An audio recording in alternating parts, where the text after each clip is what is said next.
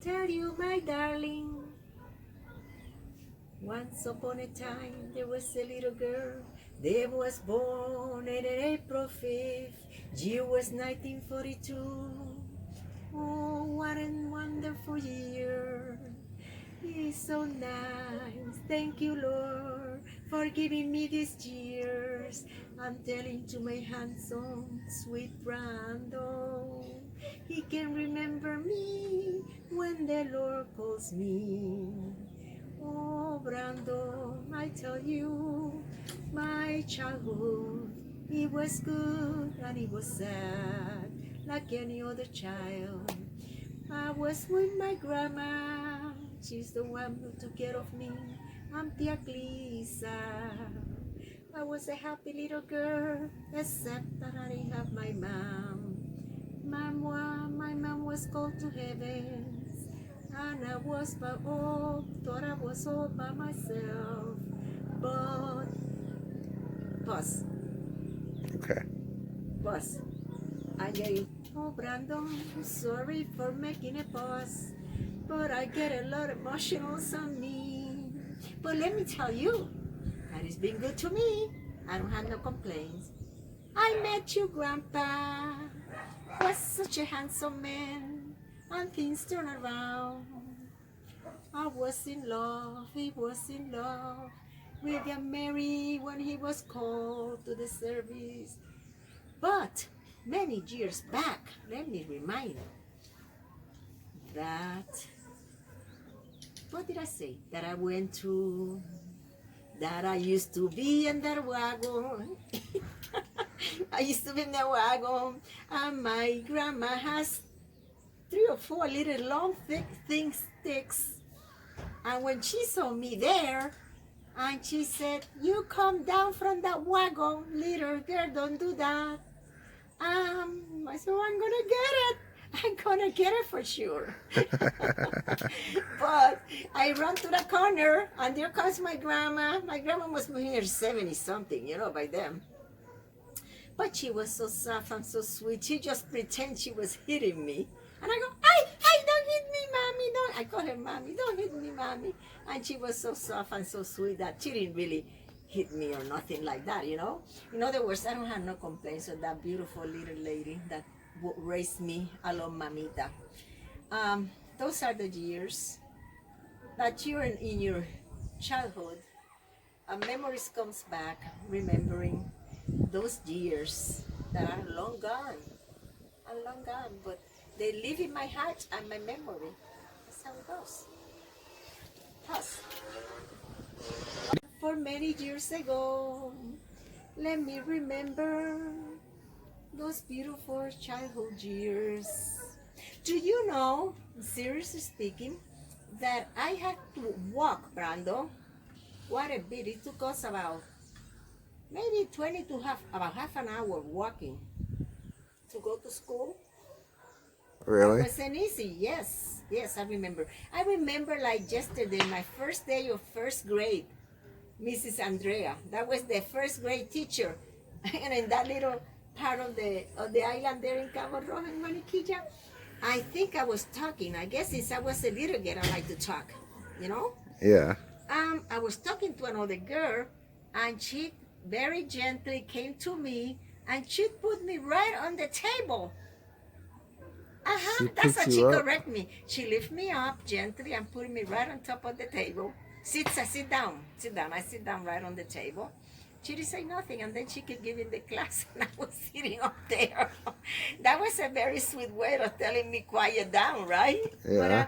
But that wasn't nothing embarrassing for me. What do you think? Would it have been embarrassed, Mia? Huh? If that happens to you? No, that's not what happened. But when it happens to you, think about it. But I was not embarrassed. I just stayed quiet. That's all I did. Because I talk a lot, right, Brandon? No. I do talk a lot. I realized that. See what I was talking and caught it. Okay. Oops. Okay. Well, So I'm what happens? How did you? recalling those beautiful years.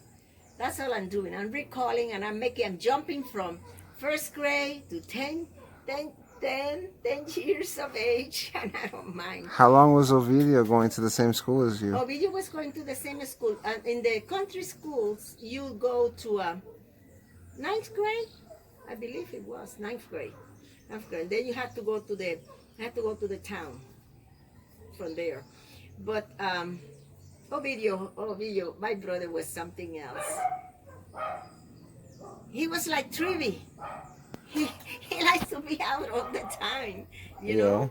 But he was a sweet kid, and my grandma had patience with all of us, the three of us, 2 boys and 1 girl. You know, she just keep a very close eye of the little girl, and the boys were there, or with the cousins. We have a couple of cousins living right by us.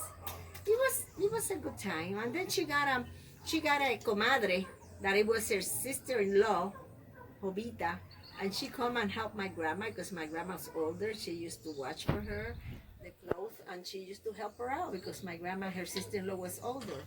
In other words, this is how it is when you get older. Somebody of younger come and watch you, you know, and that's what she did with her. Plus, she has us. Another story that I recall is when we used to go to the town. My grandma, I go to my that's not a closet. It's like a piece of furniture that it has a mirror in the front, and you have drawers on the side, and then you have your dresses there. And I say, Mommy, I call her Mommy. I say, Mommy, what dress should I wear? And she said, Nena, ponte el de oro. And she said, Nena, little girl, pick up the dress, the gold one. And I keep looking by the dresses, but I don't have a gold dress here. You know, but that was her answer all the time. Oh, pick up the golden one, you know, the golden one. And I said, what does she mean with that? I don't have no golden dress over here. But that's what she used to be with us. She was a kind and sweet and quiet lady, but she always remembers her children, you know. Every mother does remember her children's. And she did remember my mom quite often because she was not there anymore, and she was the oldest one. That was hard for her. But she talked to me like I was a grown-up. You know, when you grow up with grown-ups, you had that tendency of talking like that too. And that was what she used to be. Another time that I remember my grandma Camila, it was when she gets ready with her black dress, because she was a widow. And her daughter has passed, my mother has passed away. And she dressed in her black shoes and her nylons, her black purse and a black dress with her little moñito in the back, you know, how they do, pull the hair back. And she used to dress up herself nicely. And then she goes and wait for the train. You know, you have to walk a little distance, but you could see the train by my house. Because we're like in a higher place and the train was lower. And she waits for the train, and she goes in the morning, and she comes back right at nighttime. She was to collect her money. You know, I think she did it once or twice, once a year. And she went to collect her money to Caguanica, and she goes there, and then she comes in the afternoon. Meanwhile, she leaves us with Tia Jovita, the little lady that I'm telling you about, Tia Jovita, her sister-in-law. That lady was there for her all the time that she needs her. And it's in my memory clearly when I see her going. I say, oh, Mommy's going to collect her money, and she's coming back in the evening. And she said, Comay, you know, to Jovita, make sure they behave good today. we behave good, you know, we didn't really give her a hard time. But she made sure that we eat and nothing happens to us. Very responsible. A little old lady, I remember her. Oh, I'm gonna tell you something. And this is once upon a time when I was a little girl. I have a pollito, a little chick, and it was yellow. A little tiny chick. That was my pet. And I was so excited with my pollito. You know, a little chick, yellow one. Well, once her husband, Jovita's husband, was my grandma's brother. And he was old. I'm talking about older people. And I remember that one time, I guess he was kind of blind or he didn't notice. He stepped on my pollito. That was so sad. And my pollito died. And I cry and I cry. And then we decide to make him a wake, or, you know. And then we put him we put the pollito in a little bags, and we so sad about. And then Obi and Junior make a hole in the ground, and we put the pollito inside in a little bags, and then we cover up with the dirt, and then we put a cross, for the pollito. Yeah. That was the end of my pollito. That's a cute little story that That's I a always cute story. remember. Yes, I remember that. And then I remember when I was from 9 to 10, one of my father's sisters decided I should go to the private school. And they sent me to a private school, and that was quite an experience, My father paid for that school. I was there over a year, not even 2 years, but I was there. And it was a big change in my life because I was a country little girl, and my aunts wanted to make sure that I have my silver with me, my utensils, my fork, knife, the 2 spoons, the soup spoon, and the smallest spoon. And then I learned that they how you say, they write the name, everything. I was MML 17. The 17, I love 17, the 7. Me too. I've always liked 7. Yes, I like the 7, and I have a lot of encounters, and especially you read in the Bible about the 7, And I remember that, and that was quite an experience. But I was telling Mia that when Mia's age is 10, and I was 10. I used to be with the nuns. Everybody goes home on the weekends, or if it was holidays, the girls travel to Mexico, Santo Domingo, different places, or the other countries. They come to live there in that school. And many times, not in the holidays, but especially weekends, I stayed there. And there was a nun that was older, like maybe like at my grandma's age. And she understood me, I understand her. I used to go.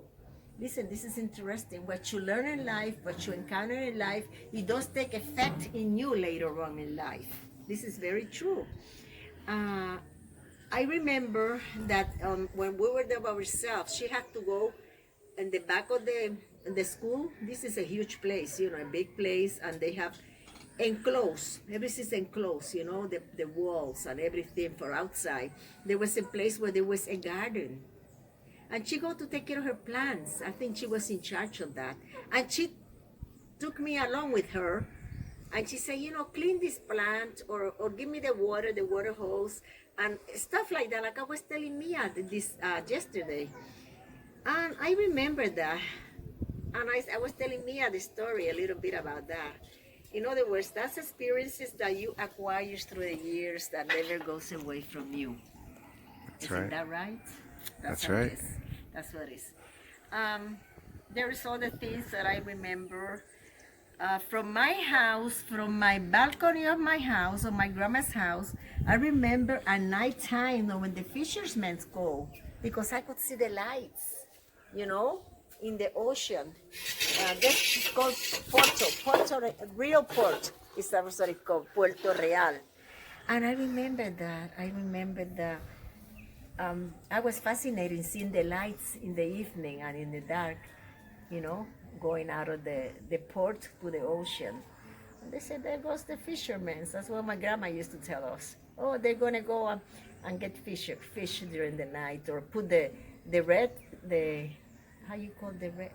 I call it in Spanish the red, where the fish will be caught, and then they put the net. The net, thank you. They put the red, I say in Spanish, but the net, they throw the net at night, and they leave it overnight, and then they pick up in the morning, early in the morning. They go real early in the morning to lift up the net. Those are memories that they're nice, sweet, sad because I didn't have my mommy, and I dreamed with her a lot, but I never saw her face. She always in the dreams was walking away from me. And I cried and I said, Mommy, come back to me. But there was the nights, there was the dreams when I was, why did I see her face? Later on in life, I realized I don't have many pictures of her, you know what I mean? That I could picture her that clear, And that happens.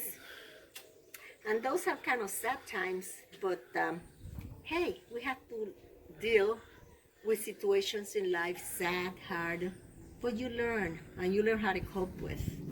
In other words, that teach me to be more stronger in life because you encounter many things. I have everything I need. I need food. I have food. My grandma makes sure that we have food. That Christmas time. We don't celebrate Christmas when I was a little girl, but we celebrate the 6th of January. It's a big day here in Puerto Rico, like it's Christmas for the kids in America. And I remember that my grandma said to me, to my brother and cousin, make sure that you get grass, and make sure that you get water and put it under your bed. And tomorrow you'll get what you were being wishing for. And that was exactly right. We get up, there was no grass, no water. Okay, the camel has eaten, that's what she said, and drank the water. But what I want, I had it down under the bed. And now that I had grown up, that was my grandma, my beautiful grandma, my sweet grandma. She makes sure. Yeah. Beside Mamita, by that time she was in the United States.